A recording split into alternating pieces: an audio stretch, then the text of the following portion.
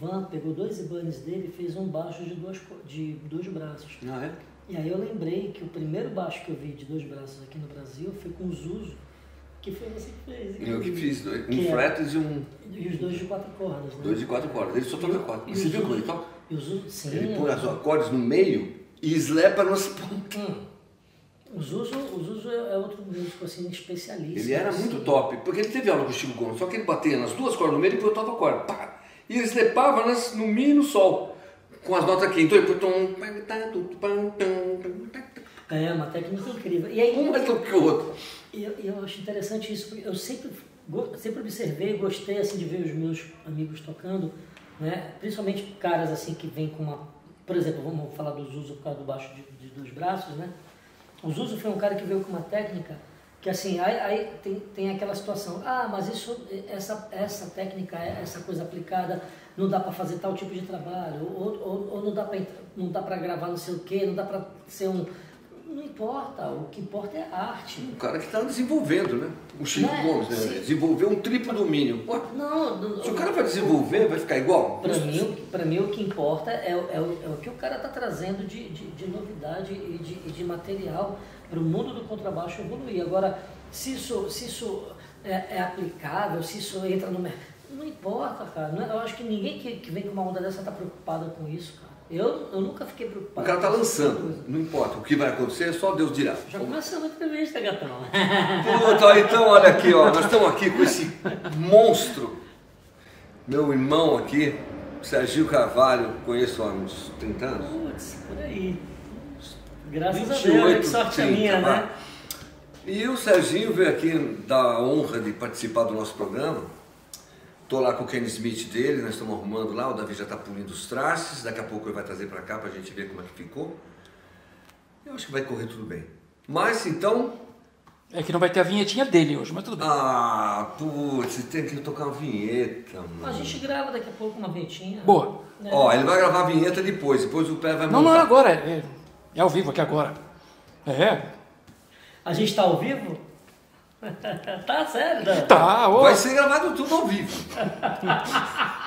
Vai, faz uma vinheta aí. Todo mundo faz uma. O que você pintar, já vai chamar. Canta uma vinheta pra nós. Tchururiru. Vinheta. Tá bom. Se seu instrumento não tá certo, traz que eu conserto. Não, essa história do tiruriru, né, da brincadeira da vinheta agora, eu tinha alguns amigos, eu não lembro qual era o amigo específico, mas toda vez que ele me encontrava, ele antes de me cumprimentar, ele já mandava um tiruriru, porque então, a referência dele sobre a minha pessoa era que onde ele me encontrava, eu estava com baixo no canto da casa, e ele falava assim, inclusive, né? Eu adoro, porque de fato é isso, né? A gente para tocar um instrumento, a gente precisa realmente se dedicar. Dormir com ele. Dormir com ele, que nem você faz com a sua arte, né? Sim, o dia inteiro. De fabricação, de regulagem. Tem um trabalho muito sério por trás disso tudo, né? E eu acho legal, assim, porque não tem como fugir disso, né? Então, para quem não... Eu acho que todo mundo conhece o Serginho, mas esse é o Serginho Carvalho, super músico, super baixista. Uau! Não precisa falar, né? Todo mundo conhece você. E, graças a Deus, nós nos encontramos há alguns anos atrás e hoje nós conseguimos fazer com que ele viesse aqui. Chegou de Fortaleza, veio correndo para cá. Nossa, foi um transtorno. Mas eu queria que você começasse a falar, tipo, como que você começou, não sei se você já falou em algum programa, mas assim, como foi a sua chegada aqui em São Paulo. Legal, eu acho que essa... Comecinho de tudo. Eu acho que esse nosso encontro aqui, ele faz eu revisitar uma parte da minha carreira, né, da minha trajetória, que é pouco falada, porque geralmente quando você conquista alguma coisa, as pessoas sempre perguntam já durante o processo que você já está vivendo, né? E antes disso, já tinha um processo acontecendo que era um processo paralelo, né? Assim, que não estava na mídia, que não tinha conhecimento de pessoas assim, realmente do meio, né? Tem muitos músicos que existem e não são conhecidos, e grandes músicos, né? Então, eu acho legal a gente hoje se ater então a essa história do antes, né? Do antes de tudo. Né? O que era antes, né? Como que eu era antes? Cara, eu comecei a tocar por incentivo do meu pai, né? O seu Oswaldo Carvalho já descansou. E meu pai foi um grande incentivador, porque desde que eu me entendo assim, por gente, eu via em casa baixo Hoff, né?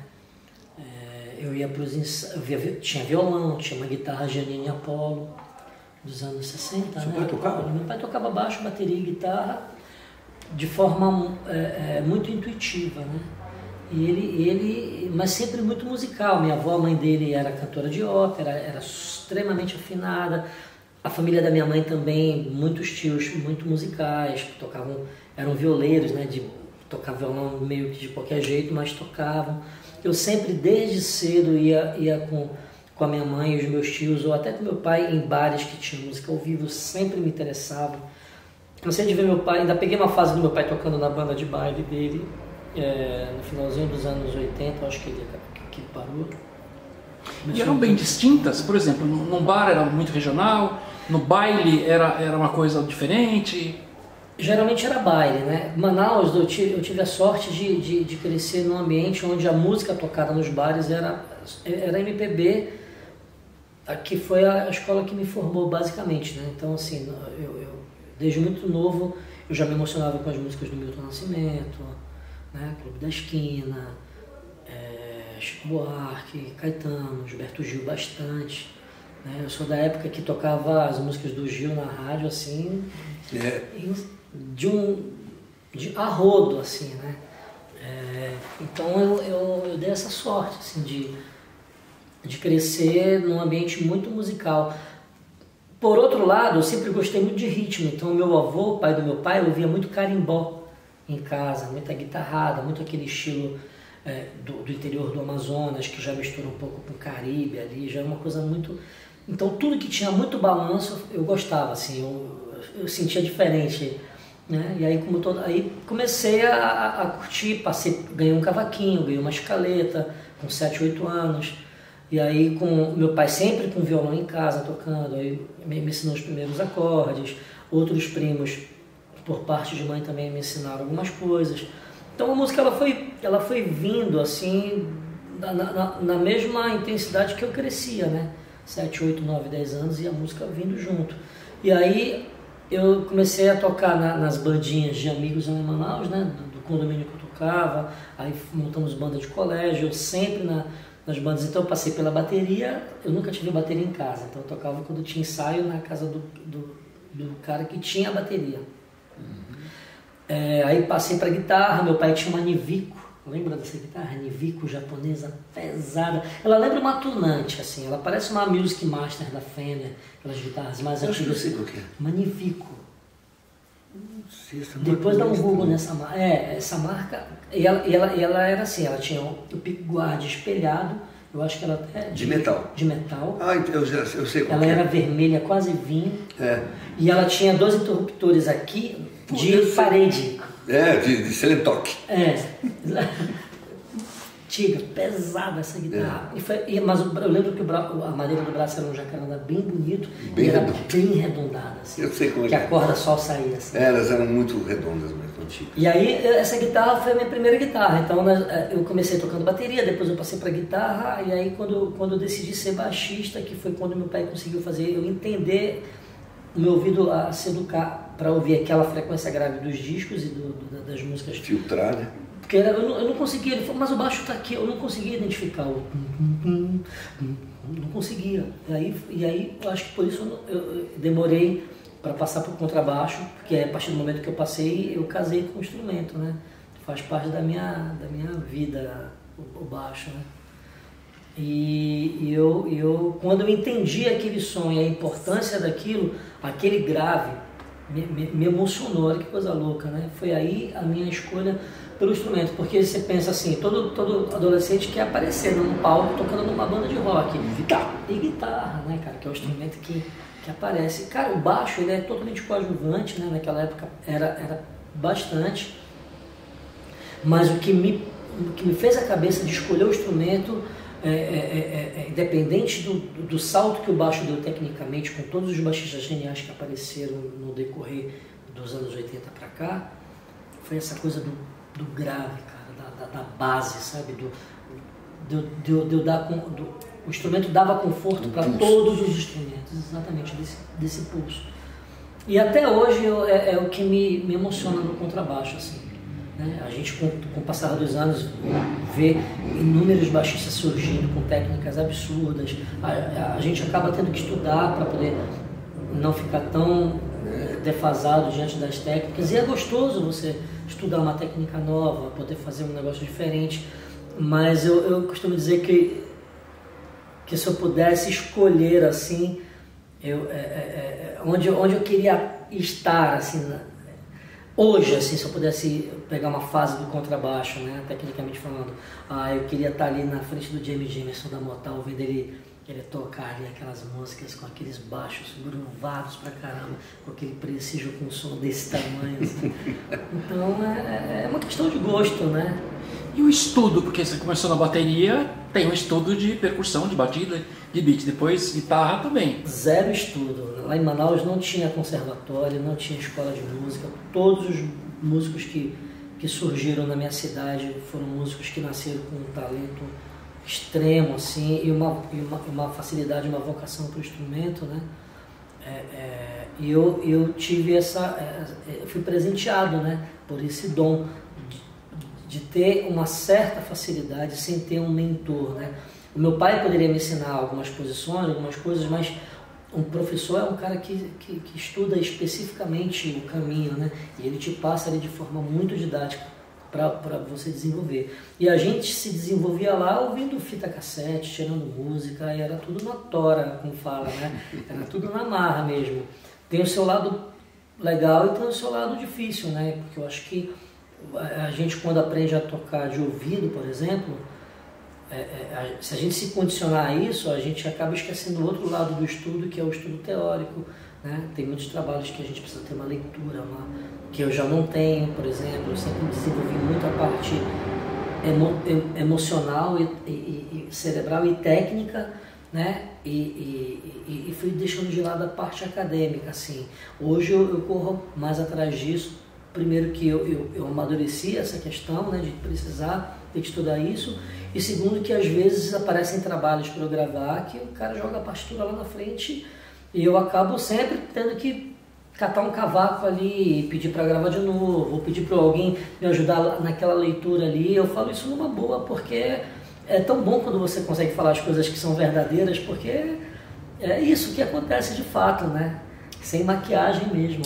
Inclusive você está falando uma coisa que quando você tem uma coisa escrita, é porque alguém quer que você faça aquilo.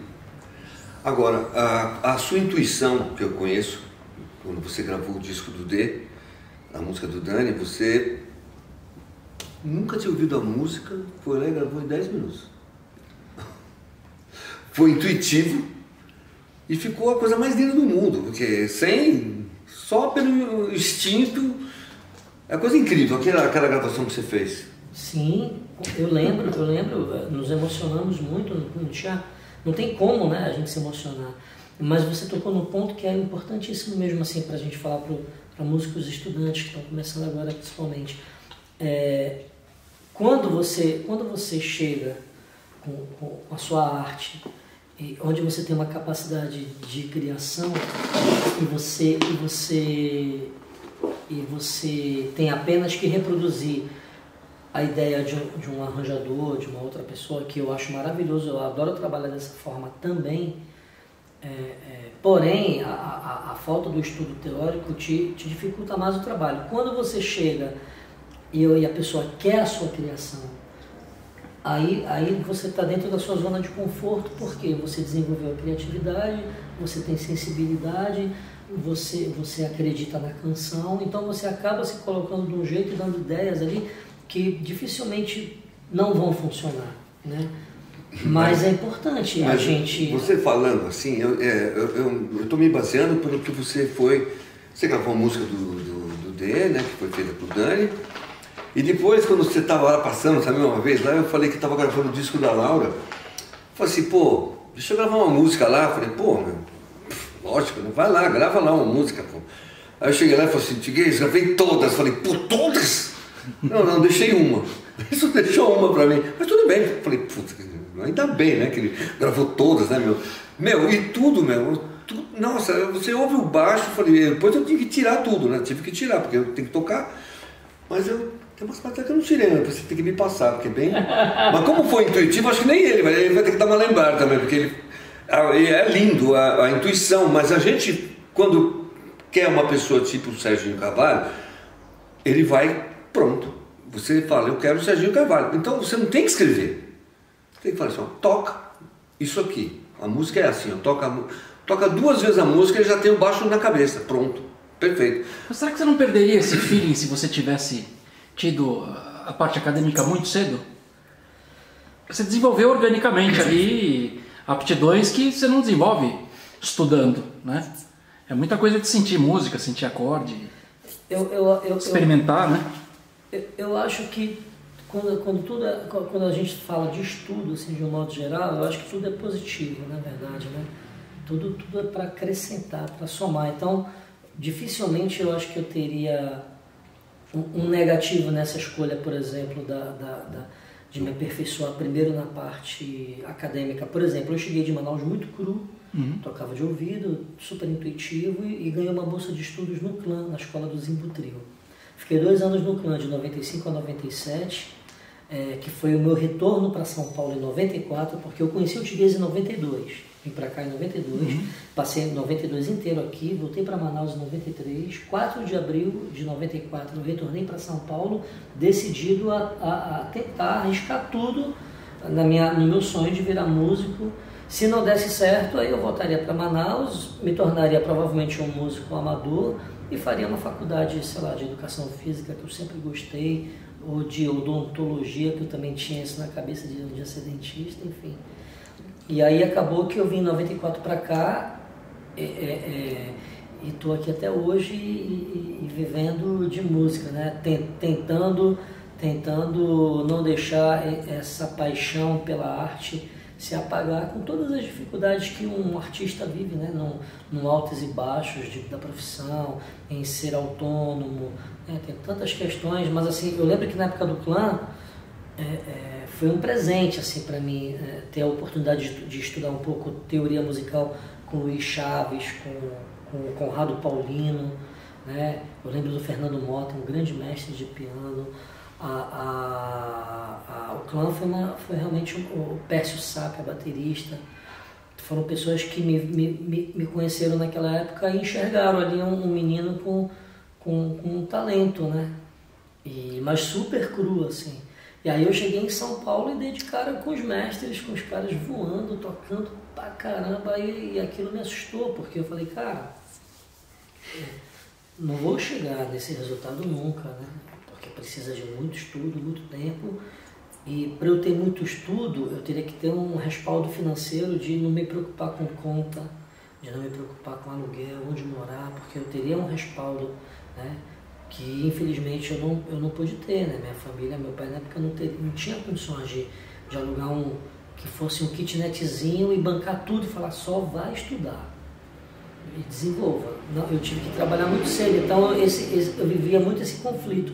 Eu acabei perdendo a bolsa de estudos no Clã por conta disso, porque eu comecei a tocar em bandas, comecei a tocar nos bares e eu precisava daquela grana para poder comprar minha comida, pagar minhas coisas, meu aluguel, enfim. Então a necessidade do trabalho não me permitiu seguir com o estudo, né?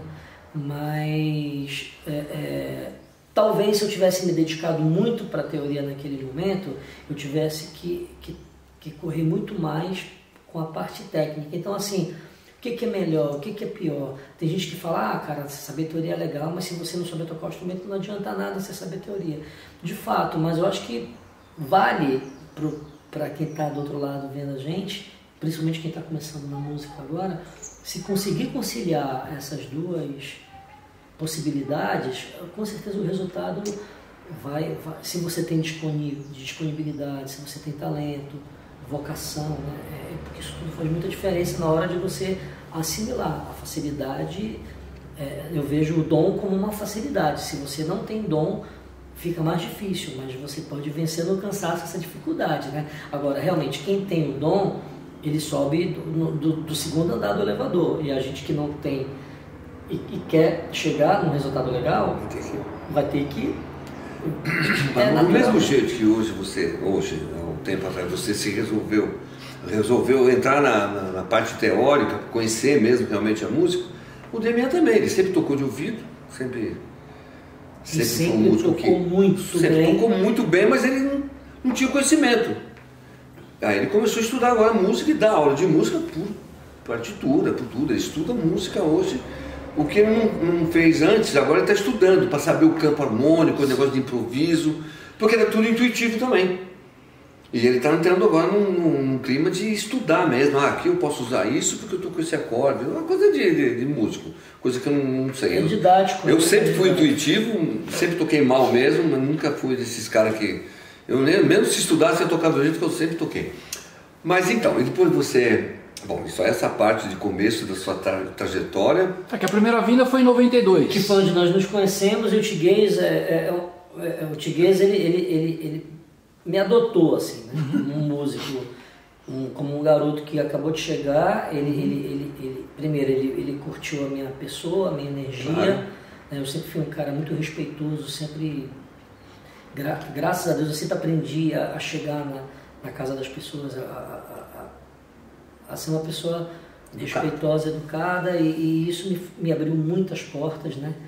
E até hoje, e o Tiguez, naquela época, eu falei a real para ele, eu falei, cara, sou de Manaus, tô com um baixo aqui que está apresentando um problema, só que eu não tenho como pagar o teu quanto que custa isso? Ele falou tanto. Eu falei, putz, eu não tinha essa grana. Esse baixo já era um Music Man ou ainda não? Esse baixo era um baixo construído por um luthier do Rio de Janeiro, que era o Cássio, que eu fiz rolo com o André Neiva, que é o baixista hoje do Jorge Versilo. O André me viu tocar em Manaus, eu tinha um Yamaha Motion B nessa época.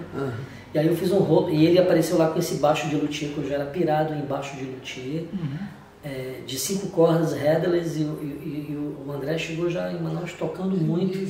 E o André me viu tocar, porque a gente dividia uma banda. Ele tocava com uma banda do Rio, que estava morando 6 meses em Manaus. De 5 e headless? De 5 e headless.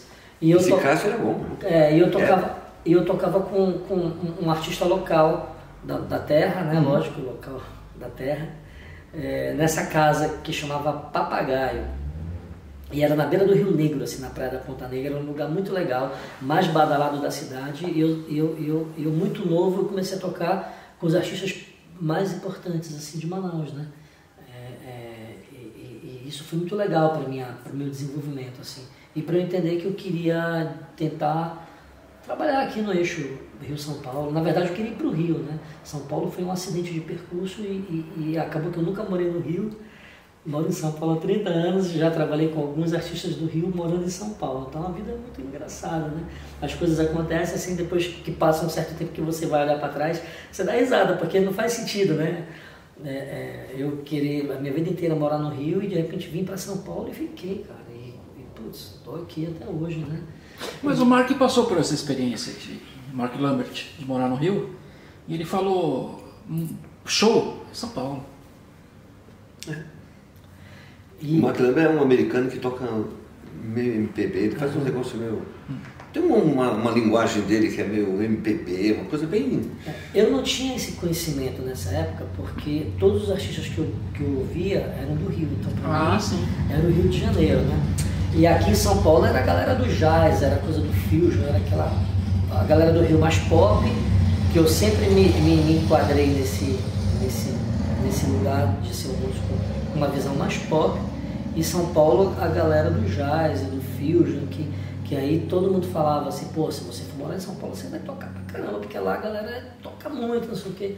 Enfim, e aí eu o Tiguez acabou mexendo sempre no meu baixo, me dando de presente as regulagens, e a gente foi construindo uma amizade, uma confiança. Eu vi os meninos criança, né?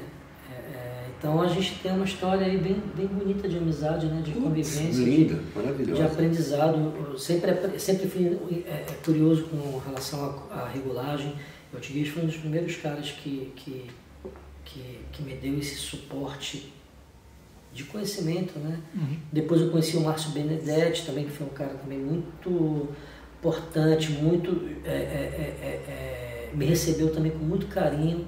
Não vejo ele há muito tempo, mas outro dia trocamos uma ideia rapidamente e eu espero um dia fazer uma visita lá na oficina dele.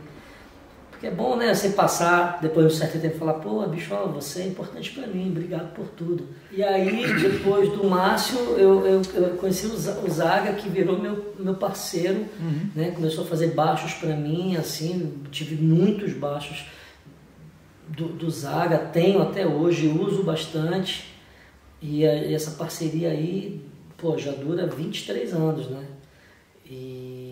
Mas para mim eu acho que a riqueza está em você ter portas abertas em todos os lugares. Então assim, hoje eu estou aqui no Tiguez, amanhã eu estou lá no Roberto Santana, também, que é um grande luthier, amigo meu, que mexe também nos meus baixos. Depois da manhã eu vou ali fazer uma visita para o Benedetti. E se eu for no Rio, conseguir tentar ir lá onde o Martal tem a oficina dele e regula. É gente finíssima. Então, assim, essa soma é que faz a gente. O Serginho é o tipo do cara que pode trair a gente, porque a gente não liga. Porque eu não gosto que me traia, mas ele chegava lá com o Fender, com esse Cássio, que era um baixo Headers muito legal. E era bom o baixo dele, muito bom. Aí ele levou o Zaganini para mim, levou o Zaganini super baixo, mas eu que deixava ele docinho, né? Eu deixava as cordas bem baixinhas pro Serginho. E eu nunca me preocupei, porque eu queria deixar ele feliz, mesmo que fosse com o baixo do meu inimigo. Que você não tem, né? Não tem inimigo. Mas eu tô falando, o baixo do Zaganini, baixo do Cássio. Todos os baixos que ele levar pra mim, eu falei, não, vou deixar bem baixinho, porque eu sei que o Serginho gosta assim. Vários Fender, nossa. Eu lembro que você levou um Zaganini muito top, meu. Eu falei, sabe, quando vinha dele, eu não sentia nada. De falar, pô, o cara foi lá no Zaganini. Tudo bem. Aí eu pegava o baixo, deixava o máximo que eu podia de... Você não pegou nem um Josino, né? Uma vez eu experimentei uns 2 ou 3 baixos do Josino, eu achei incrível também. O Josino é impressionante, os baixos dele. Eu sempre tive muito respeito pelos luthiers, assim, e eu acho que eu consegui... É legal ouvir você falar isso, porque eu acho que cada um tem uma especialidade, cada um tem uma magia, assim, uma arte muito pessoal, né, quando pega no seu instrumento. Então, assim, hoje, por exemplo, eu trouxe o baixo que eu acabei de fazer um rolo lá na Bay Center. E aí, depois vocês dão um tapa final aí. Ó, esse baixo aqui é um Ken Smith japonês. Eu fiz um rolo lá na Bay Center com o Marcelo. Vê se dá pra chegar mais depois das cordinhas. E eu sempre tive vontade de ter um Ken Smith, especificamente esse modelo, porque é o modelo mais simples, né? E ele é montado no Japão. Então ele tem... É top. Pelo que eu entendi do Ken Smith, né? É tudo Ken Smith, porém montado no Japão. Então é um baixo mais barato da Ken Smith, mas assim, é um fusquinha da Ken Smith feito de um jeito que você fala, cara, se os caras têm cuidado com um instrumento simples deles assim, imagina com os tops, né? Uma das coisas que eu me sinto um privilegiado assim não é nem do dom da música, assim, de ter me tornado um baixista que, pô, tem milhares de baixistas aí muito mais técnicos, muito mais rápidos, muito mais incríveis, que me inspiram, assim. Mas eu acho que a música, a música que eu respiro, a música que eu escolhi para minha vida como filosofia e profissão, ela não olha para esse lado, ela olha para o lado simplesmente da música mesmo, da arte. Então, assim, eu tiro por mim. Eu conheço muitos baixistas que eu sou fã, que os caras tocam o baixo básico, mas é um baixo básico com tanta profundidade, com tanta maestria, que não tem como dar errado em nenhum estilo de música. Então, esses baixistas me ensinaram a ter paz de saber conviver com as minhas limitações, entendeu? Porque quando eu cheguei em São Paulo, eu precisava, entre aspas, né, ser um músico de jazz, um improvisador, um músico que eu dominasse o instrumento. E isso me frustrava muito, porque você depende de muitos fatores, né, para se tornar esse músico. E muitas vezes você se torna esse músico e não tem espaço no mercado de trabalho. Então, não tem uma regra, o negócio pode acontecer tanto para um lado quanto para o lado de ascensão, quanto para o outro lado, uma coisa que você não espera, a gente nunca sabe, né? A gente só vai saber no decorrer da nossa experiência de vida e profissional e tal. Então, eu ter baixistas que me trouxeram, sem nunca terem me dado uma aula, essa paz fez com que eu acreditasse que, pô, bicho, eu posso ter chance de ser um baixista e entrar no mercado e gravar e tocar com muita gente, não precisando ser um super improvisador, o cara que domina o tapping, o slapping, a improvisação, ou o baixo de 6 cordas. Né? Não precisa, você precisa. O que é o contrabaixo, né? Dentro de uma orquestra, dentro de um conceito? Ah, mas o baixo se transformou hoje numa metralhadora, tecnicamente foi o instrumento que mais evoluiu. Pô, maravilhoso, demais. Mas é impressionante quando você começa a ter a oportunidade de trabalho dentro desse mercado e grava com vários produtores e acompanha vários artistas e conhece vários músicos incríveis, você percebe que no fundo, o básico bem feito, ele é imbatível. Mais importante. Ele é imbatível. E isso me trouxe paz, mas eu continuo frustrado por não ser um improvisador, um cara do two hands, o cara... E aí ele vai ser assim o resto da vida. Se não soubesse, né? O cara improvisa que parece bom. Então esse baixo aqui, ele tava com um probleminha aqui. Deixa eu contar uma coisa pra vocês, gente. Quando o Tiguez me conheceu, uma vez ele brincou comigo e isso virou uma vinheta toda vez que a gente se encontrava.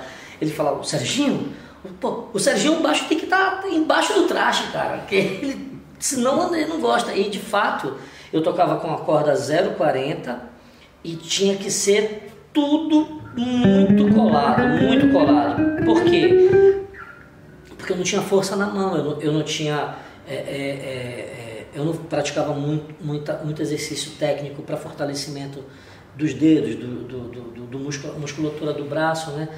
E eu lembro que o Tiguez, ele era esse cara, sempre foi esse cara que conseguia deixar o meu baixo com uma ação colada sem trastejar. Mas ele tocava e trastejava, mas ele falava, mas ele toca e não trasteja, né?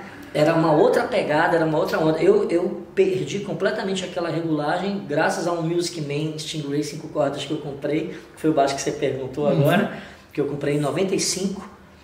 Mas antes, esse instrumento do Cássio e todos os outros baixos que eu usava em Manaus, não era ação tão baixa, porque em Manaus não tinha luthier que corrigisse essa escala de baixos novos, né? Que o ideal é isso, né? Você compra um instrumento novo, às vezes, dependendo da marca e do luthier que você comprou, ele já vem super regulado, mas na maioria dos casos, você compra o instrumento na loja, ele vem numa caixa, você já corre para o seu luthier de confiança e fala, cara, regula. Ele vai mexer na altura do nut para ficar mais macio, ele vai mexer no tensor porque o instrumento se veio dos Estados Unidos ou da Europa, chega aqui num país tropical, num clima muito louco, principalmente São Paulo, que é um clima muito louco. Já entortou o braço, então assim, a altura de corda, se precisa botar um cálciozinho, para deixar um cálcio que é uma madeirinha aqui embaixo do tróculo, né? Para poder ter essa opção da ponte. Então assim... Depois eu explico porque ele tá rindo. Isso tudo é aula que ele foi um dos primeiros caras que me ensinou. Uma pilha. Que me ensinou isso, né? Eu ensinei um monte de coisa. Um monte de gente aprende comigo. Exatamente. E hoje, cara, esse instrumento é um instrumento maravilhoso que tinha alguma coisa nele que eu ainda não estava seguro, assim. Aí eu falei, cara, esse baixo vai ter que passar lá eu vou ter que passar lá no Tigre, não vai ter jeito. E, bicho, foi batata, porque ele nem ligou o instrumento, ele chegou lá, eu cheguei aqui, né, ele botou o óculos dele e foi lá na mesa dele lá, que tem tudo em cima da mesa, mas ele sabe onde está tudo, e de repente mexe daqui, mexe dali, levanta, não sei o que, bate, pá, e fala, você tá uma merda, tá tudo feito aqui, não sei o que, mas vamos ver. E aí ele fez toda a magia e deixou o acabamento pro Davi. E aí o baixo, Davi, como vocês viram, o Davi acabou de entrar aqui com o baixo, e aqui já deu para sacar, ó, que o que está aqui eu achei, é o natural. Eu abaixei lá com a corda velha sem passar pedra. E aí o que acontece? Um baixo desse com essa regulagem facilita muito a gente tocar. De você poder tocar. Não sabe tocar, pô? De você poder tocar sem fazer força, né? Eu gosto também de uma ação altinha, né? Dependendo do show e do estilo. Mas esse baixo, eu estava sentindo falta dele ser mais para manteiga, assim, para um baixo mais confortável, porque às vezes a gente fica com a mão mais dolorida, machucada, né? E às vezes você quer estudar uma técnica que a ação muito alta não te permite o prazer de desenvolver o movimento, mecanicamente falando, com o instrumento, né? Isso aqui, por exemplo, isso aqui é uma coisa relativamente simples, né? Só que se a corda tá muito alta, você não consegue, cara. Não fica nem gostoso. E aqui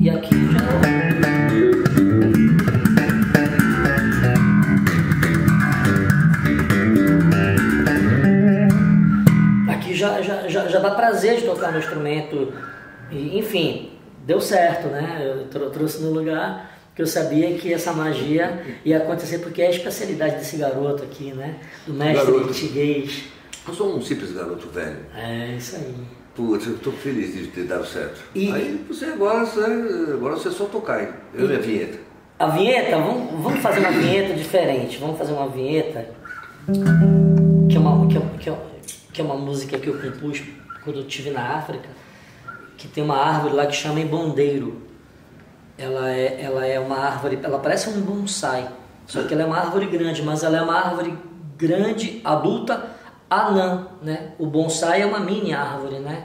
E o embondeiro, se eu não me engano é embondeiro, eu vou até me certificar de novo para quer dar uma gulgada, a árvore específica da região africana.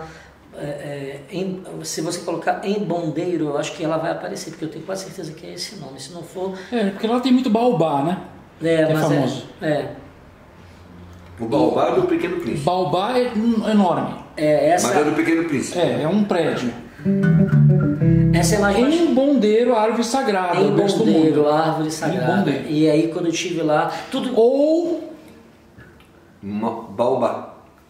Ou baobá também? Olha só que legal, cara. E eu não sabia que ela era uma árvore sagrada. Eu simplesmente vi beleza e senti uma paixão pelo negócio. E aí eu fiz uma música, já tendo como referência o Richard Bona, que foi um cara que hoje o mundo inteiro conhece, mas quando eu conheci o trabalho do Richard Bona, quase ninguém conhecia, ele ainda não tinha chegado aqui no Brasil, com o primeiro disco dele que eu ganhei, inclusive de um grande amigo meu, que é o Chico Pinheiro, guitarrista.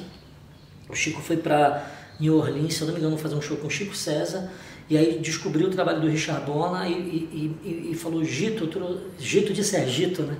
Gito, eu trouxe um disco para você de presente de um baixista lá de Camarões, o Richard Bona, você conhece?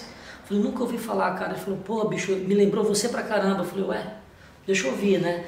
E aí, eu não sei onde que ele achou que eu lembrava, mas enfim, esse presente foi de uma abertura assim, para mim, de mente, em relação a um instrumentista virtuoso tocar para a canção sendo virtuosa, né? E o Bona, ele tem essa coisa, ele é um baixista virtuoso, mas quando ele entra para tocar para a canção, ele também consegue se encaixar de um jeito tão brilhante quanto quando ele está solando, quando ele está fazendo coisas mais complicadas no contrabaixo. E ele tem muito essa coisa de fazer música tema com a harmona, né? Usando a harmona no baixo. Não é muito a minha especialidade, mas aí o Imbondeiro me trouxe essa inspiração que foi esse tema. Faz tempo que eu não toco, talvez eu até erre, mas como a gente tem que fazer uma vinhetinha para o programa, eu vou fazer a primeira parte dele aqui.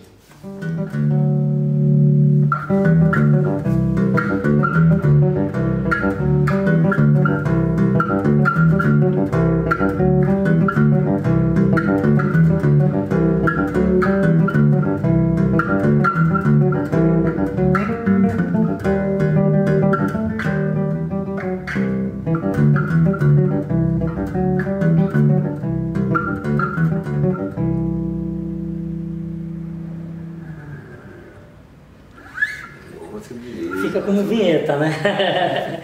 Tem a segunda parte que eu acho que é assim, ó.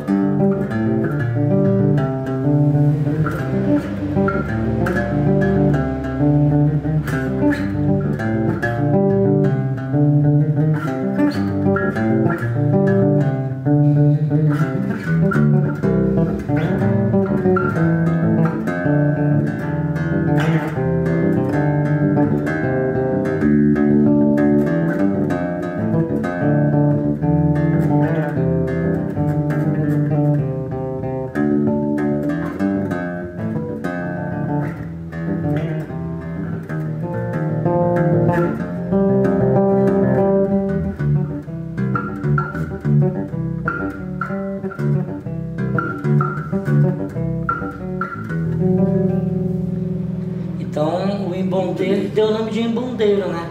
Que tem uma linguagem bem africana, bem na praia, dessa coisa que o Bona trouxe, né? E homenageei essa árvore africana aí maravilhosa que tem a ver com espiritualidade, né? Agora a gente dando uma bugada, eu nem me lembrava disso, mas enfim. E aí voltando a falar dessa coisa do Tiguez, dessa especialidade dele de deixar, eu acho que eu ainda arrisco deixar até mais baixinho se der. Tá muito limpo, né?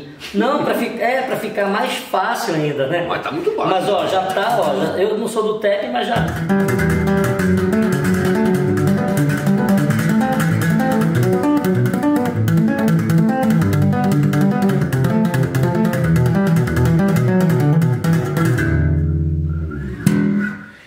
Já é um instrumento não é a parte, não é a técnica dele, tá? Deu pra notar. Então, o que eu queria nesse Kenny Smith? Ter um instrumento, pelo menos, que se eu tiver um dia com a mão machucada, com preguiça, ou querendo desenvolver uma outra técnica, que ele me permita esse conforto, né? E tá aqui. Como todo mundo sabe que aqui a gente sempre faz umas brincadeiras, então você já sabe, quando ele for com o Kenny Smith, porque ele tá com preguiça, tá? É verdade. É mentira, ele não fica desgastando o Kenny Smith à toa, mano. Eu achei que ele ia falar aquela velha história, sabe? Qual? Eu também toco assim, só que eu jogo meus harmônios em cima, não é isso que você fala? Tipo, o amigo meu fala, eu tocava assim, mas só que eu meti umas harmônias em cima disso aí. O cara tá tocando muito, só que eu meti umas harmônias junto. Estamos falando aqui, estamos vendendo peixe aqui do Kenny Smith, não, mas a gente não é propaganda, não. É muito importante eu falar assim que realmente o Tiguez, eu sempre quis ter um baixo dele, eu ainda tenho esse sonho. Calma, tem 3. Tinha 3. Eu ainda tenho esse sonho, depois você conta essa história, mas eu ainda tenho esse sonho. A história que tem que contar. É que eu conto, eu fico lembrando dessa história, eu falo, putz, meu. Eu sempre fiz o Serginho sofrer, meu, apesar de sempre dar uma força, mas eu falei, ele vai sofrer até os últimos dias da minha vida, porque você vai durar muito mais. Porque ele falou que ele tinha 3 sonhos. É uma brincadeira que eu faço, sempre eu conto para todo mundo. Ele chegou lá e falou assim, pô, bicho, eu tenho 3 sonhos, bicho. Eu quero conhecer, ter um baixo seu, conhecer o Arthur Maia e tocar com o Djavan. Aí eu falei assim, me dá 5 pau que eu resolvo um sonho agora, meu. Primeiro sonho vai ser agora, me dá 5 pau. Isso em 92. Aí tudo bem. Aí foi, passou um tempo. O cara, bicho, o Arthur Maia tá no Sesc Vila Mariana, me apresenta. Falei, mano, não dá, eu vou viajar. Falei, meu, vai lá com o baixo, vai lá e entra com o baixo e fala que você quer falar com o Arthur Maia. Eu não lembro a história que eu inventei lá. Vai lá e fala que você quer falar com o Arthur Maia. Ou ele vem falar com você, ou você vai até ele. Se você falar para ele, fala, eu toco 5 músicas suas. Ele fala, bicho, eu toco todas. Eu falo, não, fala que toca 5, senão você vai achar que você é louco. Ninguém toca todas, mas ele tocava todas. Aí Serginho, você me corrige, porque eu conto essa história, eu devo ter exagerado um pouco, mas aí... E eu falei assim, você vai, entra, fala com ele. Quando você falar que você toca algumas músicas dele, ele vai falar, você vai tocar comigo. Bicho, você vai tocar comigo. Aí, bicho, o cara me liga.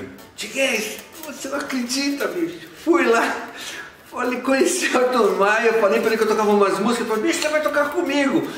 Aí eu falei, e aí? Ele falou assim, ele me deu um fretless. Falei, você deu um fretless? E aí? Ele, arrebentei! Falei, não lembro, você não lembra, a história verídica. Aí, né, falei, Serginho, você lembra que você tinha 3 sonhos, um baixo meu, conhecer o Arthur Maia e tocar com o Djavan. Bom, eu realizo o seu segundo sonho agora, me dá 5 pau. Que eu realizo o seu sonho agora. Pô, não sei o que, passou. Aí ele vem trazendo o baixo do Zagani, dos Fender, traz os baixos, eu regulo tudo pra ele, regula e vai embora. Aí um dia, além do nada, ele já estava tocando com uma máfia boa, né? Aí ele me liga. Tiguez, adivinha com quem eu tô tocando? Eu falei, Djavan. Acho que ninguém sabia, só eu e ele estavam sabendo. Ele só ligou para falar, adivinha com quem? Eu falei, Djavan. Eu liguei para você e para o meu pai, no dia que eu recebi o convite. Né? Eu falei, Djavan. Ele, como é que você sabe assim, você tinha 3 sonhos, conhecer o Arthur Maia, tocar com o Djavan e tomar o meu. Me dá 5 pau que eu resolvo o seu último sonho. Até hoje nós estamos para resolver. Aí você vê a importância das pessoas na sua vida, né? Porque assim, sozinho você não chega em lugar nenhum, você não conquista nada, cara. Você precisa muito ter um apoio, ter uma família, né? Ter amigos, ter ídolos, ter mestres. Sozinho a gente eu sozinho aqui eu não conseguiria nada. Então São Paulo foi uma cidade que me trouxe muitas coisas, assim, muito sofrimento, muito aprendizado, muitos amigos, grandes amigos, me trouxe família, né? E me trouxe a minha carreira de uma certa forma, porque tudo que eu conquistei musicalmente foi morando aqui. E voltando a falar dos instrumentos, assim, é importante eu falar que, por exemplo, o Márcio Zagani é um cara que é meu parceiro há muitos anos, assim, sempre me deu instrumentos incríveis. Eu sempre chegava lá e falava, não, mas é muito caro, deixa eu pelo menos comprar captador, não sei o que. Ah, beleza, daqui a pouco, quando eu ia ver quanto que eu te devo, o cara falava, leva esse baixo aí, bicho, toca aí. Só que nunca teve aquela coisa de, mas não quero ver você tocando com nenhuma outra marca, nada, eu sempre... Mas isso foi uma coisa que eu conquistei, porque eu acho que tem muitas coisas que a gente leva muito pro lado profissional do business e tem outras que você conquista indo pro lado mesmo humano, pro lado pessoal. Então, assim, eu acho que essa coisa do respeito, né, pela arte dos outros, isso só engrandece a gente. E traz pra gente parceiros, não parceiros profissionais naquele momento que você é parceiro daquela pessoa, mas talvez o profissional te traga um amigo para a vida inteira. Então, assim, eu sempre optei em ter amigo para a vida inteira, né? Eu não uso mais o baixo do Zagani, não vai ser mais meu amigo. Não, é meu irmão, eu continuo usando, estou numa fase que eu estou usando o Ken Smith, que eu uso o meu Jazz Bass, que eu uso o meu Music Man, que eu sempre tive, é um baixo que faz parte da minha história. E antes de eu usar Zagani, eu já usava o Music Man de 5 cordas, que foi o primeiro baixo que eu comprei aqui em São Paulo depois que eu cheguei, né? E assim, poder dizer que instrumentos fabricados pelo Tiguez, pelo Benedetti, pelo Zagani, pelo Josino, tem tantos outros luthiers maravilhosos no Brasil hoje, né? São instrumentos que não devem nada para nenhum instrumento fabricado por luthier fora do Brasil. Isso aqui é um instrumento de luthier. O Ken Smith é um luthier. O Faldera, que é um baixo mais badalado porque é o baixo mais caro do mundo, tanto quanto o Ritter, que é um baixo alemão, cara, é caro pra caramba. São baixos de luthier. Mas por que as pessoas valorizam tanto o instrumento de luthier gringo e não valoriza esse baixo? Poderia ser um Tiguez, poderia ser um Zagani, poderia ser um Ladessa. Inclusive porque ele é bem simples. Entendeu? Mas Então, assim, tem uma magia aqui. Tem. Sabemos que tem uma magia aqui. Mas o instrumento nacional hoje, ele não deixa... Faz tempo que ele não deixa nada a desejar para um instrumento gringo.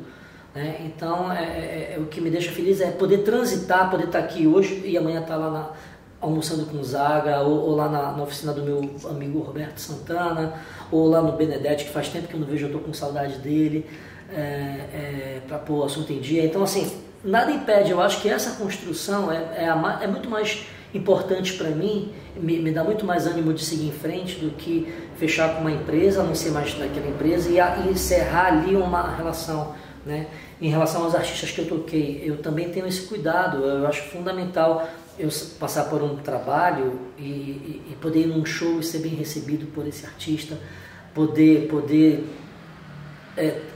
ter uma vida pessoal fora dos palcos com esse artista, por exemplo. Então, assim, eu acho que esse é o grande, é o que me motiva a seguir, foi o que me fortaleceu a chegar até aqui. E assim, quando eu cheguei em São Paulo, eu comecei a tocar em bar, comecei a tocar no Bexiga, e eu conheci uma galera que um dos caras está aqui no mesmo ambiente que é o Luiz Capana, que é um grande baterista amigo meu, que estudou no Clã. O Luiz, eu toquei com ele numa banda que chamava Pau Mandado, de vários músicos muito talentosos, fizemos muita coisa, e o Luiz, eu estou falando, gente, da década de 90, final de 97, 98, o Luiz é meu amigo até hoje, nos vemos pouco, mas a amizade foi tão bem construída que quando a gente se encontra parece que a gente nunca deixou de se ver, de se falar. Né? Existe uma construção mesmo humana nessa relação. E o Luiz foi um dos caras assim, muito importantes na minha caminhada, né?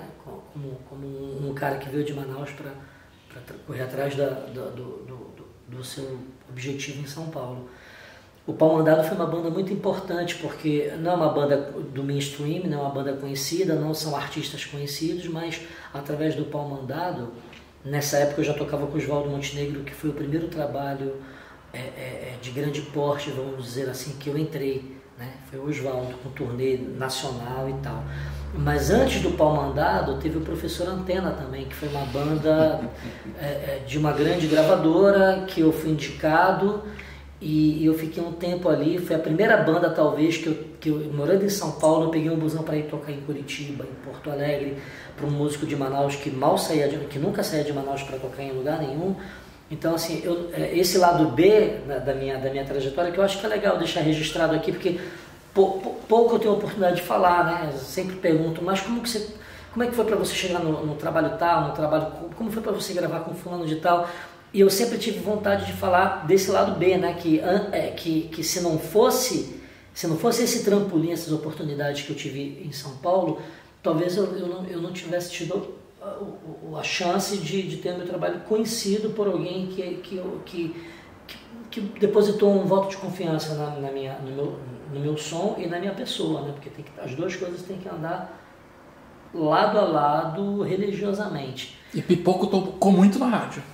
E eu gravei o Pipoco do Professor Antena. Muito legal. O primeiro disco eu não gravei, foi o Serginho Bartolo, um amigo, um grande baixista também, que toca no Karnak, que é do Funk Como Le Gusta. O Serginho foi o baixista do Professor Antena, e o Serginho saiu e eu entrei no lugar do Serginho. Então, do Professor Antena, eu conheci o Dudu Marotti, que é um produtor de publicidade gigantesco, DJ também aqui de São Paulo, produziu Skank, J Quest, um cara gigante. E através do Professor Antena eu comecei a trabalhar com o Dudu, gravei Afro Reggae, gravei vários discos. O primeiro disco do Afro Reggae eu gravei muita coisa com o Dudu Marotti. Foi um cara também importantíssimo. E aí isso através do Professor Antena. Através do Pau Mandado eu conheci o Jairzinho, o Simoninha e o Max de Castro. E foi através do Pau Mandado que eu fui convidado a entrar no projeto Artistas Reunidos, que era um embrião da gravadora Trama, que era uma gravadora que estava chegando em São Paulo,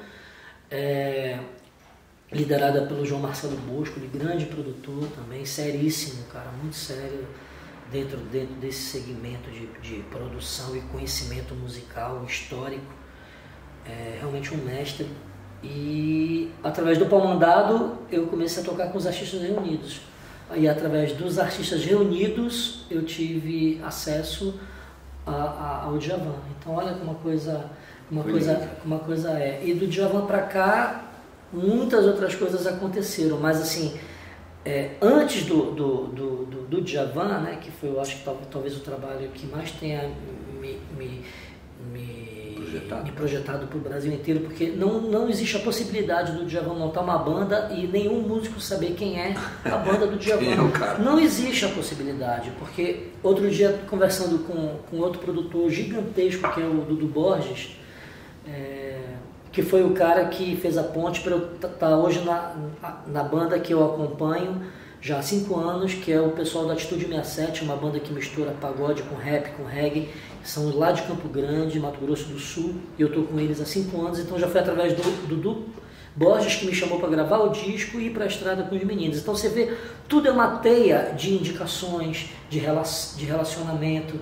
Então, se a gente não está atento a desenvolver a parte prática e desenvolver a parte humana, espiritual e de relacionamento, uma precisa da outra para as oportunidades acontecerem e você construir uma carreira.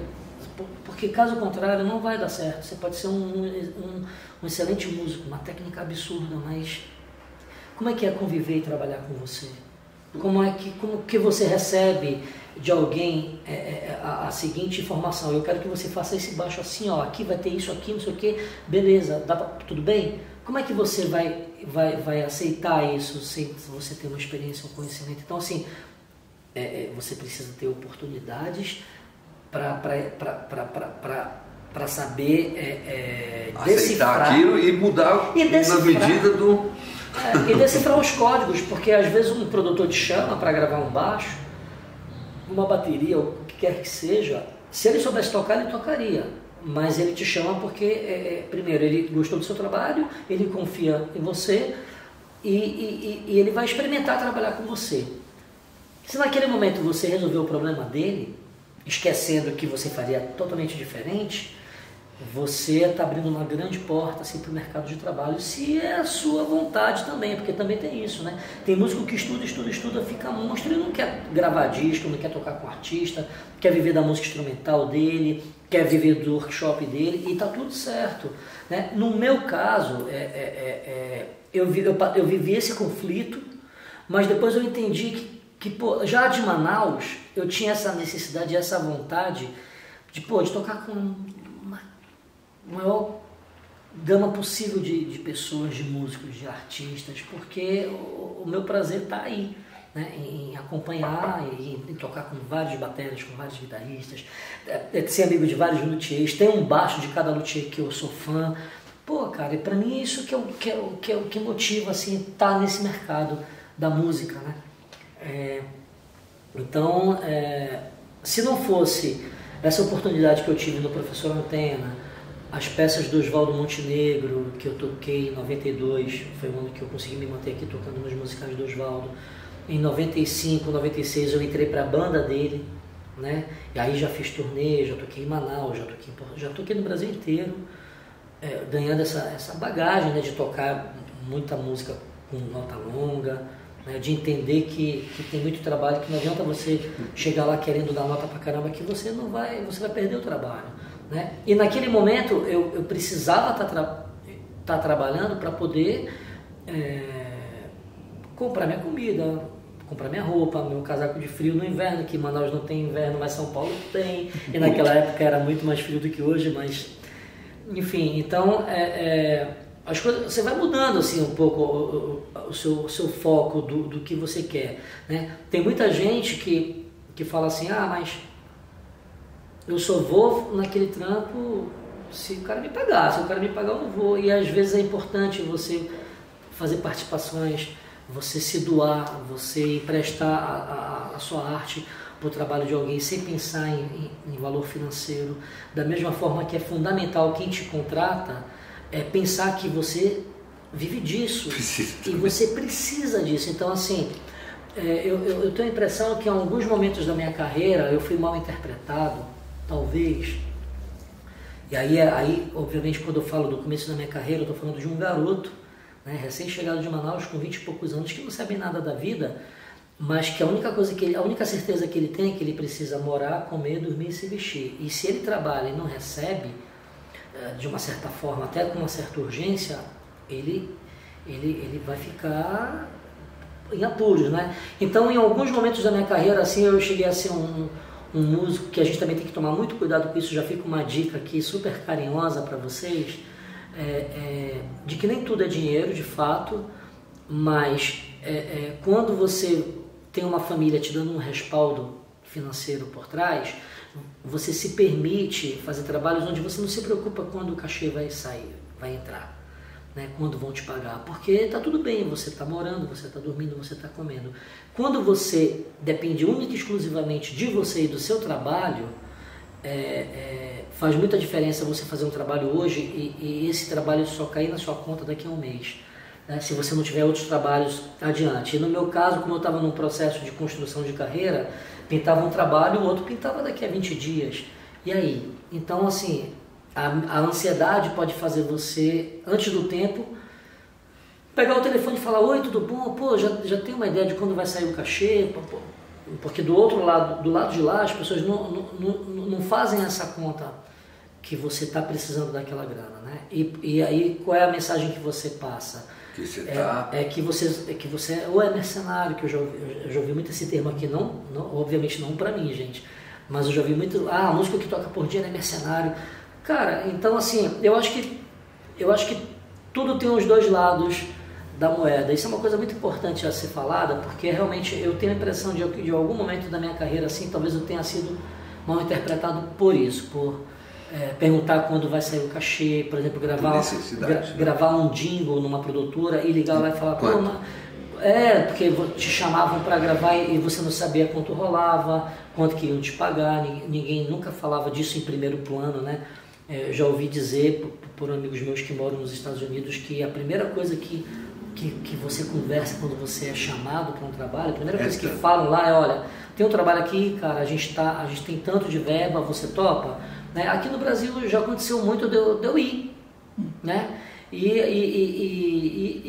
eu acho que isso não vai mudar e está tudo bem, mas eu acho importante, um cara que já viveu um pouco essa trajetória, deixar claro que nesse momento vale a pena você não ficar ansioso, você esperar mesmo, e se você não tem uma reserva de grana, se você não tem uma família que possa te ajudar, segurar a onda nessa ansiedade, porque isso pode fechar uma porta para você, né? Graças a Deus isso não aconteceu comigo, mas eu tenho a impressão de que em algum momento eu posso ter incomodado alguém com essa ligação de: pô, quando vai sair a grana? Ou quanto que é que vocês estão pagando pelo trabalho? Só para eu poder entender e me organizar. Meio óbvio, né? Mas isso virou um tabu. Mas parece que o cara tá... Isso virou um tabu no Brasil. Eu acho que há muitos anos isso é um tabu e não deveria ser, né, cara? Deveria ser uma coisa que nem assim, quando a gente chama um pintor para vir na nossa casa, ele vai olhar e você vai perguntar: quanto que você cobra? Ele vai falar: tanto. Tá bom. E você paga o mecânico, o médico, o plano de saúde. Mas tudo bem, isso é uma coisa que a arte nos traz, né? Porque de fato, eu acho importante a gente se doar. Eu já gravei... Eu já dei tantos presentes assim de gravação, de faixa, de disco inteiro, né? Não estou nem falando isso... Tá assim, dando uma indireta para mim. Incluindo você, dando indireta, mas assim, é que de fato quando a gente tem a possibilidade de presentear e de simplesmente... Já aconteceu de eu receber telefonema: cara, pô, eu admiro muito o teu trabalho, cara, eu queria muito que você gravasse uma faixa do meu disco, mas a minha situação financeira é essa, eu não tenho grana. E eu chegar para a pessoa e falar: pô, cara, manda a faixa aí para eu ouvir. Onde você está pensando em gravar? Né?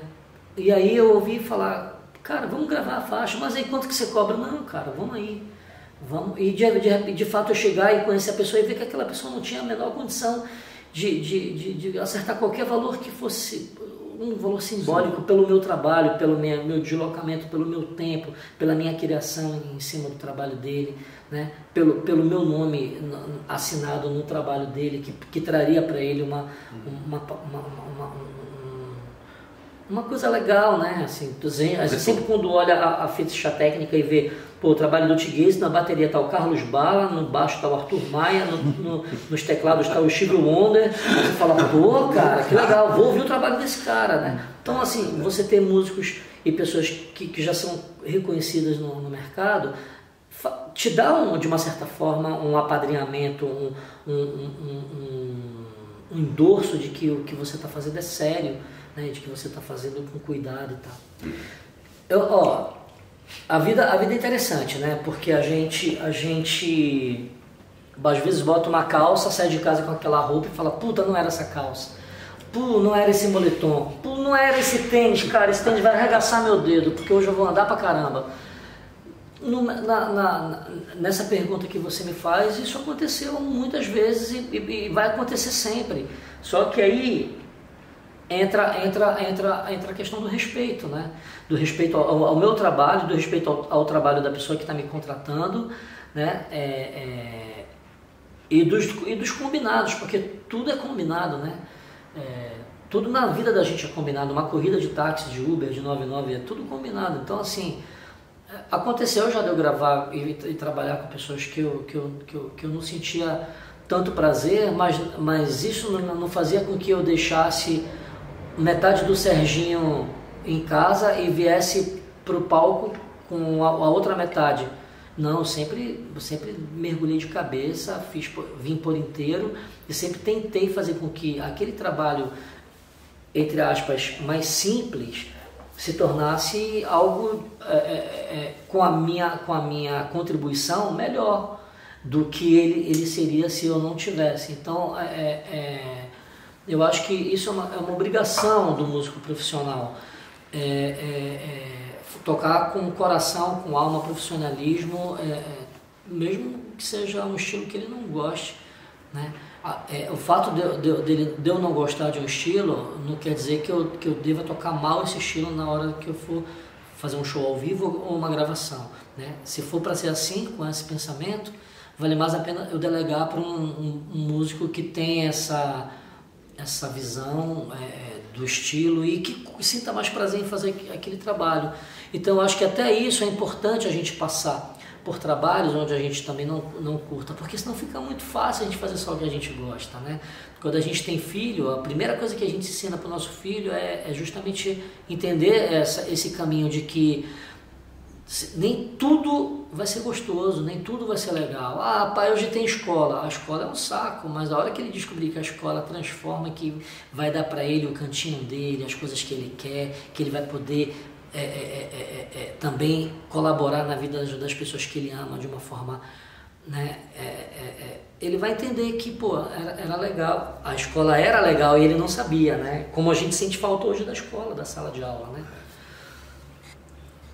Então é fundamental, sim, você está aberto a fazer trabalhos que não tem nada a ver com você e desenvolver o trabalho da mesma forma que você desenvolveria num trabalho que você ama fazer e é confortável, né? Ah, mas aquele cara, imagina, ele não vai tocar comigo porque eu não tenho a grana que o fulano de tal tem para pagar ele. Não é nesse lugar a conta. A conta não está nesse lugar, a conta está muito mais na empatia, né? Em você ter a ver com aquela pessoa. Você pode ser chamado para fazer um trabalho e chegar num ambiente que na hora te dá uma dor de cabeça, cara, te dá uma dor no estômago e você falar, cara, essa energia aqui não está rolando para mim. E você falar, cara, puto, obrigado, mas eu não vou conseguir desenvolver o trabalho. E acontecer de você chegar num lugar que não tem nada a ver com a música que você respira e você ser tão bem tratado. Fica um negócio até lindo. E aí, cara, você fala, não, cara, vamos fazer, e você, pô, tá ali tocando como se você estivesse tocando na gig do Michael Jackson também, entendeu?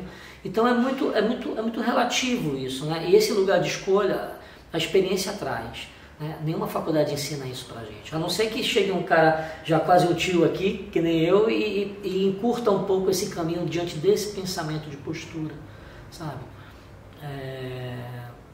Eu quando toquei em Manaus, eu ganhei grandes oportunidades, né? Tem vários artistas que são meus amigos até hoje que me deram oportunidade. Eu falo que deram porque Quando você tem 20 e o outro tem 14, 15, a diferença é muito grande, né?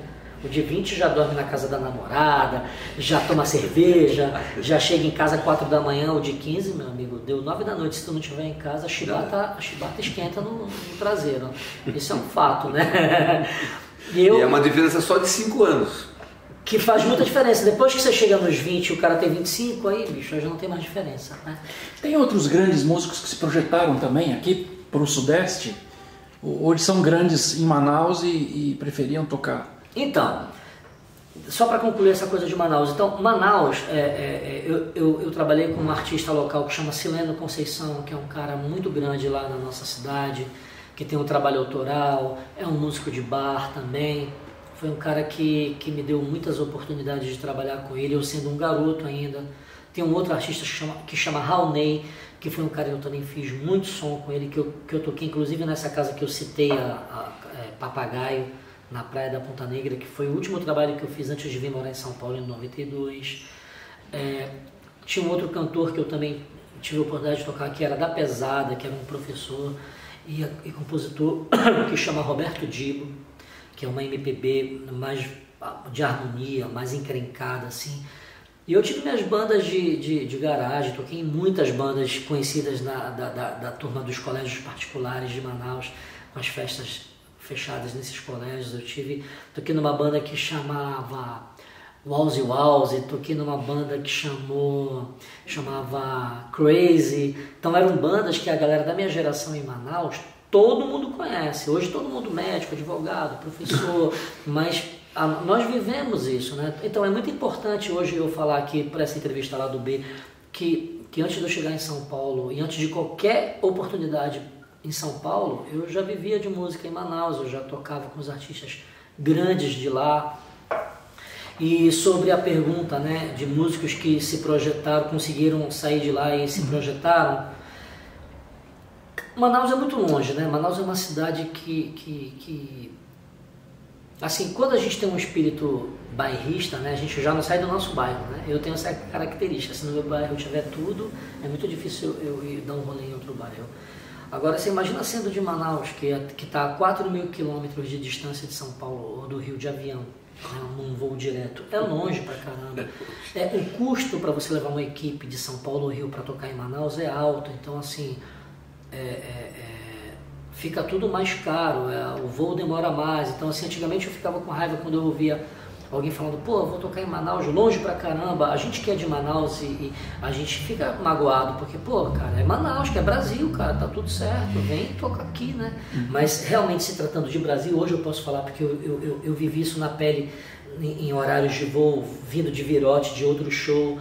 Manaus realmente ela fica, Manaus, Belém, são cidades que ficam um pouco fora do eixo, onde se vende mais shows, né? Pelo Brasil, né? Porque os shows eles são localizados centro-oeste, sul, sudeste, né? E nordeste ali da Bahia para baixo, né? Muita coisa acontece, né? Culturalmente assim. Então Manaus e Belém acaba sempre estando meio fora, Rondônia, Acre, cidades da região norte principalmente. Então eu lembro assim que talvez eu tenha sido... Eu sei que o Vinícius Cantuária é de Manaus, mas o Vinícius saiu de Manaus muito novo. Eu não sei se ele chegou a construir uma carreira tocando com a galera em Manaus, né? Falando de músicos, tá? Uhum. Eu lembro que... Cara, eu acho...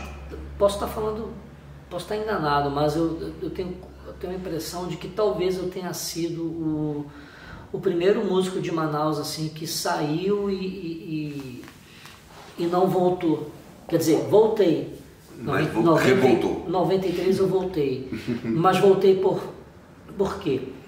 Porque eu não tive oportunidade, porque eu percebi que eu não tinha talento e eu não tinha chances, ou porque eu percebi que eu não tinha vontade, ou porque eu percebi que eu não tinha dinheiro. Eu voltei por todos esses motivos. Todos eles, não foi por um. Eu achei que não era nenhum. Se você achou que eu fosse falar alguma coisa me gabando, eu te decepcionei, né? Mas foram por todos os motivos, isso é um fato. E o que vai acontecer no nosso futuro a gente não sabe, né? Eu nunca imaginei na minha vida que eu ia estar aqui sentado do lado do Tiguez e ele interessado em divulgar no canal dele a minha história, né? A minha experiência, a nossa amizade. Porque a gente não sabe, cara, o que vai acontecer. A gente arrisca e a gente aposta. Mas para que haja o risco e a aposta, tem que ter o preparo, né? Mas quando ele falava Serginho vem aqui, eu falei, não vem. Não, ele vem aqui, não vem. Não, ele vai vir sim. Se eu falar com o Serginho, ele vem. Mas eu não falei, você não vai vir. Pô, o Tiguez é... Porque o Serginho não precisa nem falar, né? O nosso programa, eu gosto de trazer meus amigos. Não é por questão de fazer jogada publicitária, vamos se utilizar do Serginho Carvalho. Claro que quando algum grupo de pessoas, que é o nosso grupinho, assiste e fala, pô, o Serginho Carvalho, Glécio Nascimento, Edgar Escandurra, esses caras vieram porque são meus amigos.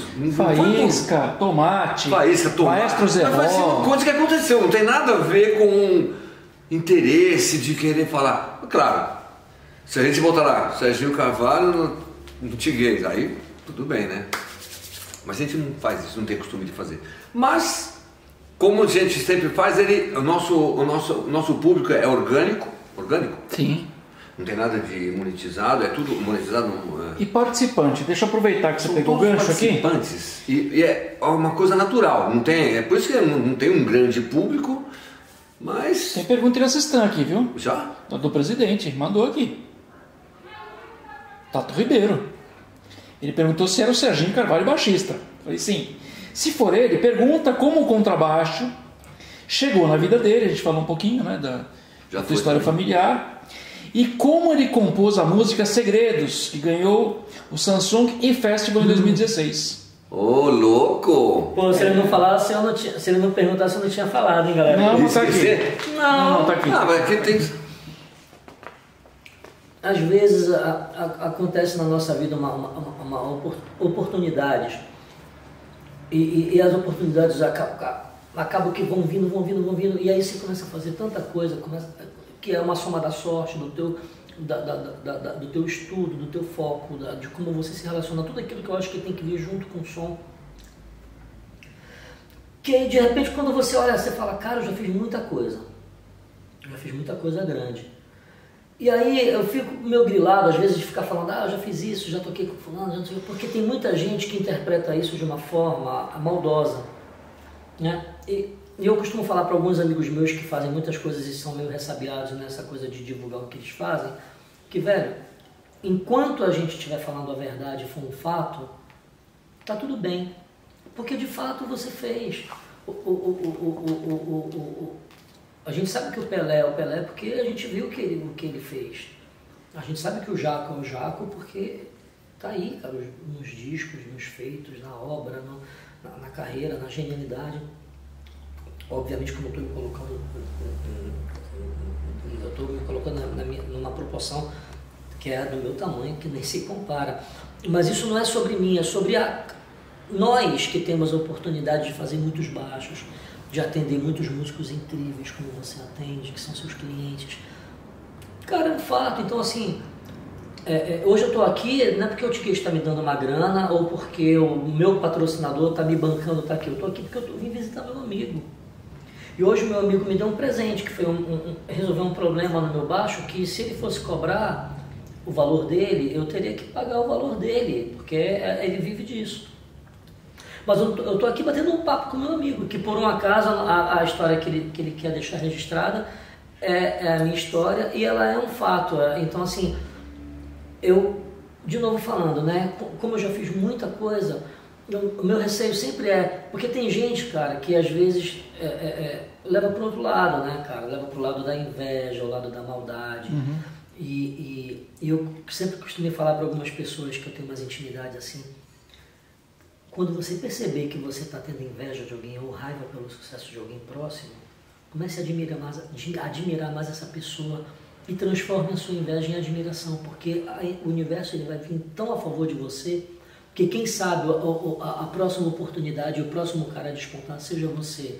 Mas para que isso aconteça, tente descobrir como que o cara que rolou deu certo, o que ele fez, né? Como é que ele acorda, como é que ele estuda, o que ele come, o que ele ouve, como ele se relaciona com a vida dele, porque isso faz sentido pensar fazer essa pergunta. O milímetro é o mínimo, né? Se você for tocar com calma, o problema é se você tocar violentamente, né?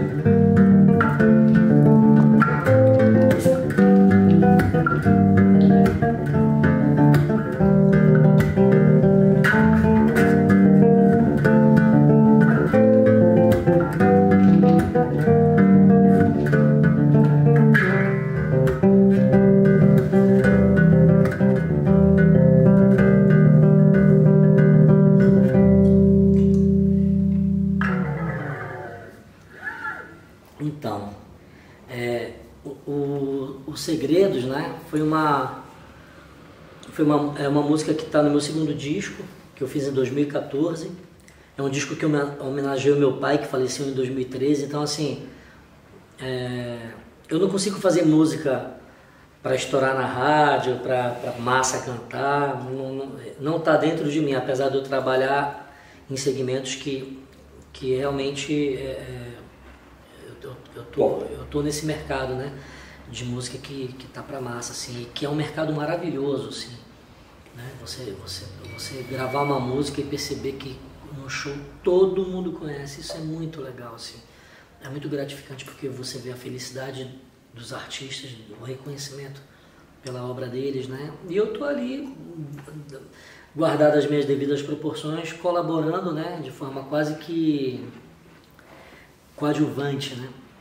Porque o músico sempre está mais invisível, assim, né, dentro da obra. Ele é fundamental dentro de qualquer obra, né? Sem um músico, sem a banda, pouco provável os artistas no mundo inteiro acontecerem, assim, né?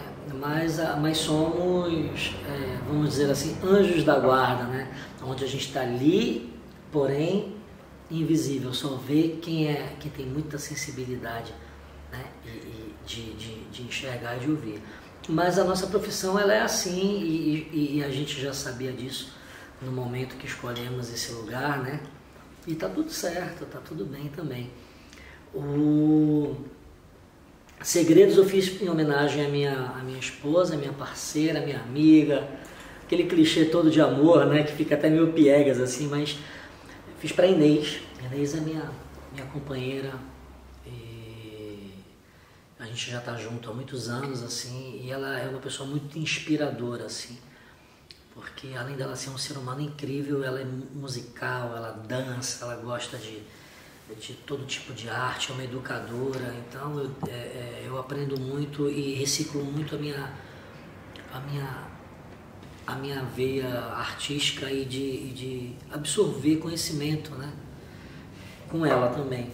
Aí, um dia eu estava no sítio, né, que a família dela tem um sítio, um refúgio, e a gente vai às vezes para lá, e é no meio do mato assim, e no meio do mato ouvindo passarinho, canto de grilo, de sapo, vendo os eucaliptos batendo com a ventania ali daquela região, não tem como você não se inspirar, né?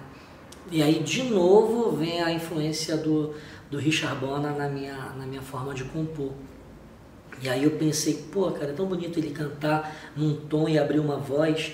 Podia fazer uma música que fosse meio nessa onda. E eu falei, cara, vou fazer uma música pra Zizi, que é minha esposa, é o apelido dela. E aí eu pensei nessa possibilidade, né, dessa referência do Richard Bona novamente, que é importante eu falar isso, porque eu estou falando dele de novo, né? Nos últimos anos, assim, eu acho que o baixista que surgiu num planeta que mais me sacudiu, assim, de fato foi o Richard Bona. Surgiram outros caras mais novos que ele também e tal, mas eu acho que eu entendi a profundidade e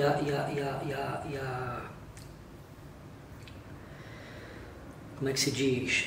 a força do baixo que ele toca, do swing e da composição e essa parte melódica e espiritual que ele atinge. E ele me atingiu dessa forma. Então, surgiram muitos baixistas importantíssimos, né? O Vitor Uti foi um baixista que, uma vez num camp que eu participei, que ele estava dando aula, ele falou de uma forma muito carinhosa, assim, que, pô, hoje o mundo está cheio de músicos incríveis, mas aquilo ali que aquele cara está fazendo, eu fui o primeiro a fazer. E de fato é verdade. Então, assim, com certeza. Esse legado, cara, não se apaga. É um fato. Aí você fala, pô, mas esse cara está se achando.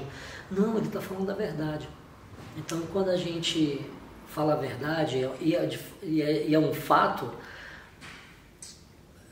se você tiver cuidado com o tom de como você fala, pouca gente vai interpretar como se você estivesse se vangloriando, falando com vaidade que você fez isso, aquilo, aqui. Quando a pessoa está no topo e a outra pessoa está embaixo, ao invés dela ter inveja, ela devia tentar estender a mão para a outra levá-la para cima. Coisa que não acontece muito com o heavy metal, por exemplo. O meio artístico, de um modo geral, tem essa vibe, né, cara? Então, na época do pagode, por exemplo, eu sempre lembro disso. Não são todos, né? Não vamos generalizar, viu, gente? Não. Tem muita gente bacana Meus comentários são todos idiota. Mas quando eu lembro sempre dos pagodeiros, que era assim, quando ia ter um evento de pagode, iam tocar duas bandas. Essas duas bandas, que tinham um monte de amigos que tinham outras bandas.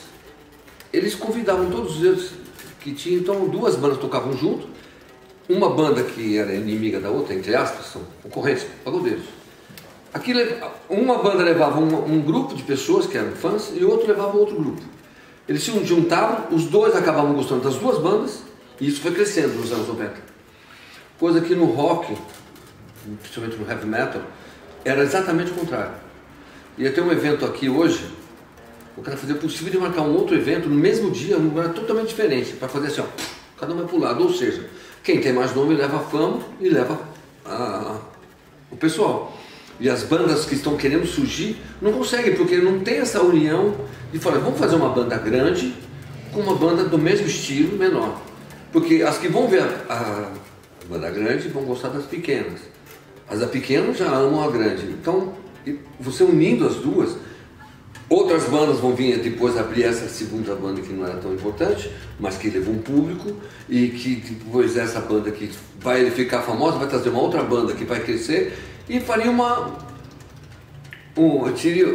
existiam os pagodeiros, existiriam os roqueiros, como era antigamente. Antigamente eram vários grupos de rock que se reuniam no mesmo dia. Hoje é muito raro, é um ou outro que tem vários eventos. Ou então é um cara que não tem nada a ver com o outro, sabe?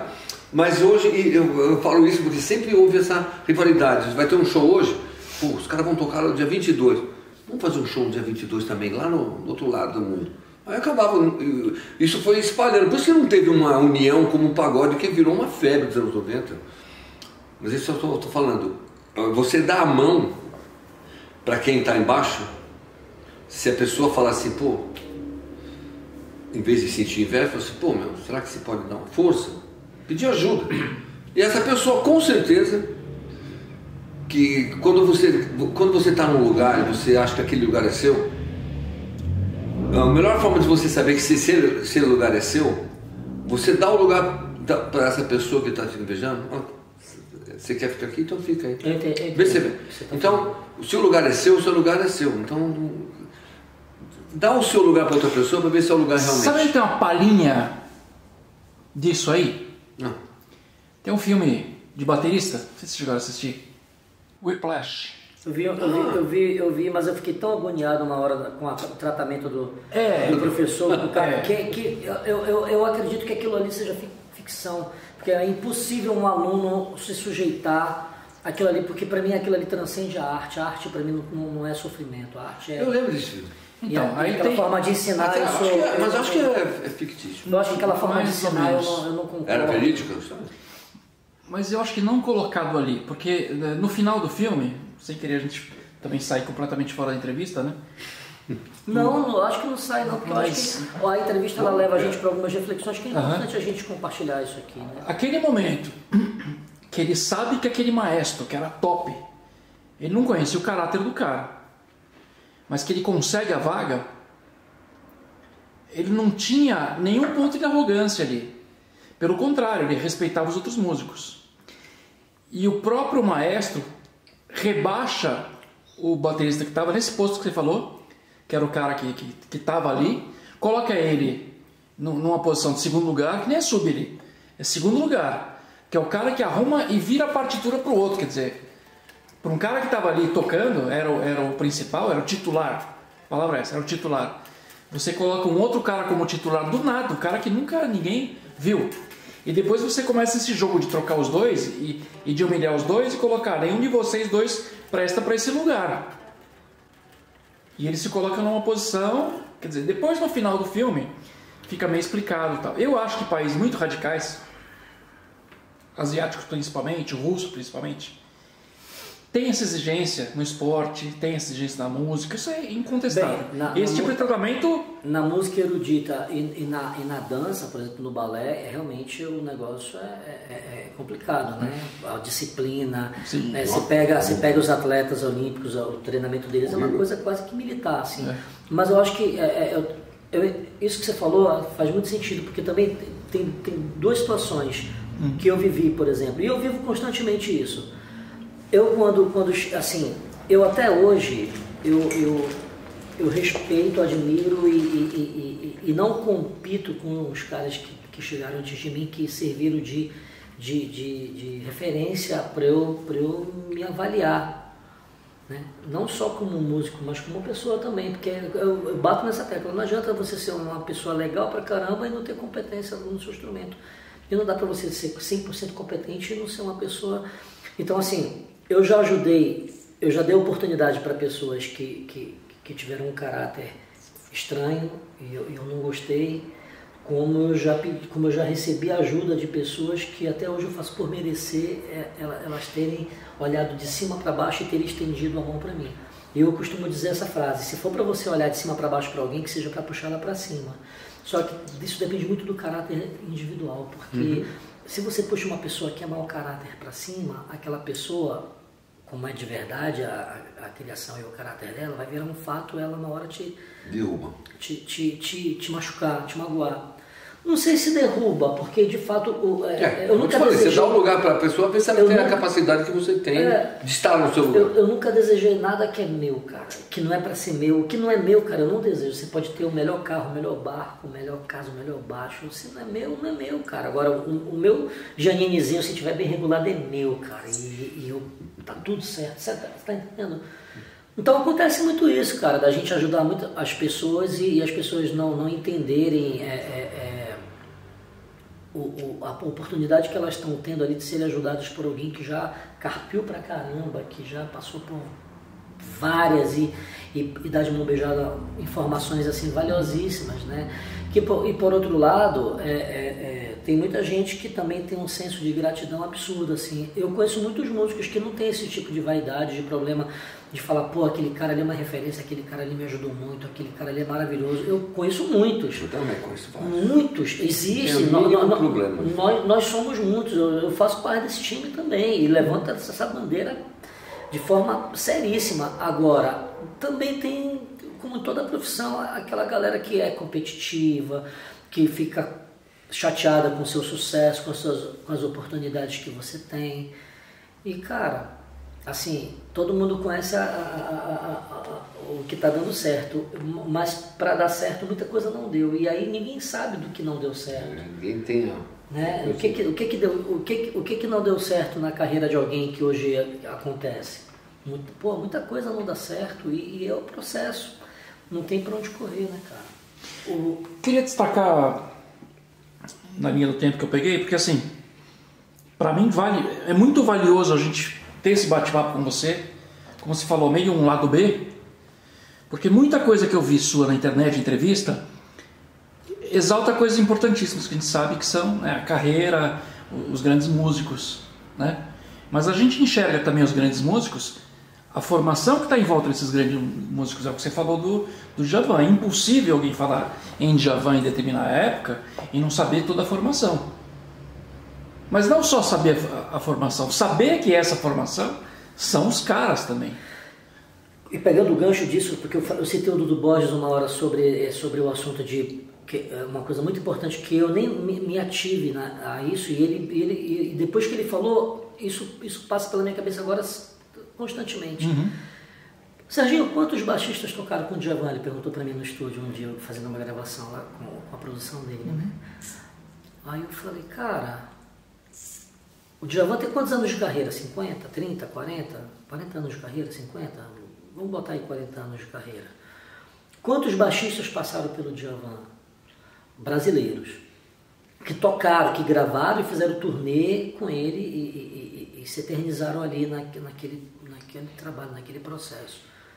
Que eu lembre, quando fala de Djavan, eu lembro de quais baixistas? Luizão Maia, Cisão Machado, Arthur Maia, Marcelo Mariano, André Vasconcelos. Eu fui o sexto. E agora, recentemente, o Dja gravou um disco anterior ao que ele acabou de lançar, agora que ele já lançou um disco novo, o Arthur de Pala. 7 baixistas num país onde a gente tem uma comunidade gigantesca de baixistas e músicos maravilhosos, incríveis. É pouca gente, né? São poucos baixistas. Em 40 anos.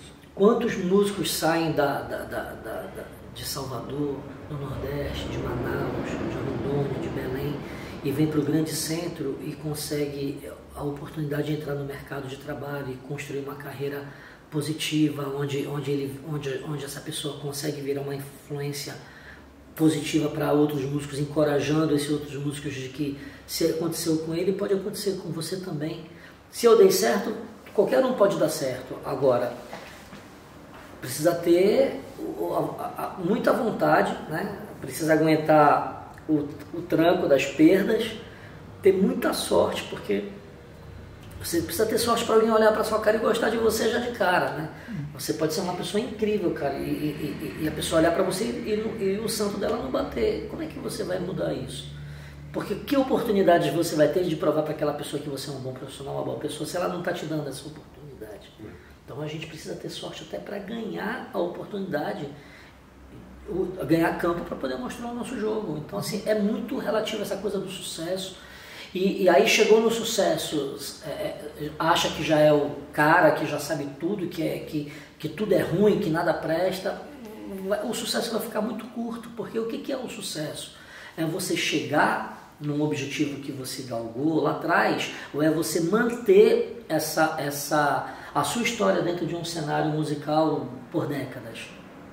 Então, assim, é complexo mesmo. A gente está falando de Djavan, que tem aí 40 anos de carreira. E que teve 3 bateras agora, né? O terceiro é o que está tocando com ele agora atualmente.